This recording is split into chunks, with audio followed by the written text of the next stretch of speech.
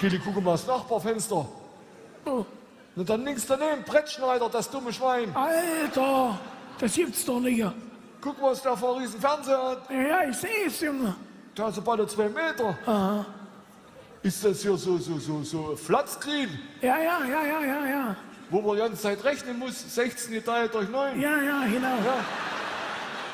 Ja. Alter. Es muss ja richtig gut laufen, den sein Badewannenverleih, ja? Junge, was ist der Schmutter? Was der Wohlstand ausgebrochen, Ja, ne? irgendwie. Ah, blöder Hund da. Das ist ein richtiges Idiotenschwein, ja. Tut mir leid, Kili, da muss ich mal was korrigieren. Was machst denn du? Warte mal. Brettschneider, nimm den Kopf weg.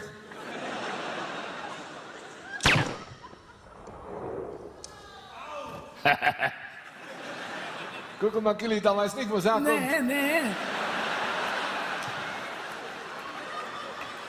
Ja, das war's mit Quincy.